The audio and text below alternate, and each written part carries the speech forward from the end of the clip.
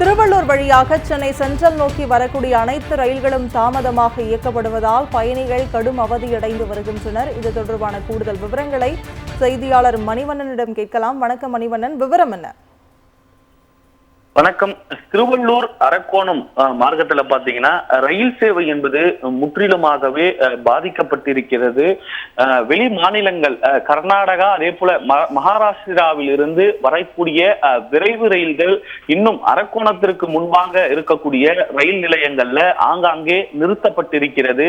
அது மட்டும் இல்லாமல் புறநகர் மின்சார ரயில்களும் அரை மணி நேரத்திலிருந்து ஒரு மணி நேரம் காலதாமதமாக இயக்கப்படுகிறது. ஏற்கனவே நேற்றைய தினம் 40 புறநகர் ரயில்கள் ரத்து செய்யப்பட்டது. ஒரு சில ரயில்கள் பாத்தீங்கன்னா திருவள்ளூர் முன் இருக்கக்கூடிய திருவள்ளாங்காடு வரை இயக்கப்பட்டது. காரணம், அரக்கோணத்துல இந்த பராமரிப்பு பணிகள், டிராக் உள்ளிட்ட பராமரிப்பு பணிகள் நடைபெறுவதன் காரணமாக விரைவு ரயில்கள் சில ரத்து செய்யப்பட்டிருக்கிறது. புறநகர் ரயில்கள் தொடர்ந்து ரத்து செய்யப்பட்டு வருகிறது. இன்றைய தினம் திங்கட்கிழமை அலுவலக தினம் என்பதால் ஆயிரக்கணக்கான மக்கள் புறநகர் பகுதிகளில் இருந்து சென்னைக்கு வருவார்கள்.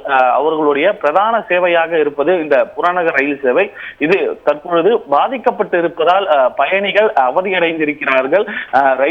ரயிலில் இருந்து இறங்கி ஒருவேளை பேருந்தை பயன்படுத்தலாம்னு பாத்தீங்கன்னா முறையான வகையில பேருந்து எந்த வழித்தடத்திலும் இயக்கப்படவில்லை என்ற குற்றச்சாட்டு என்பது பெரிய அளவுல எழுந்திருக்கிறது. இதனால ஆயிரக்கணக்கான பயணிகள் திருவள்ளூர் அரக்கோணம் இந்த சென்ட்ரல் மார்க்கத்தில் இருக்கக்கூடிய அனைத்து ரயில் நிலையங்களிலும் ஒரு நீண்ட நேரம் நிற்கக்கூடிய சூழல் என்பது உண்டாகி இருக்கிறது. அலுவலகங்களுக்கு செல்ல முடியாத ஒரு நிலை என்பது தற்பொழுது இருக்கிறது.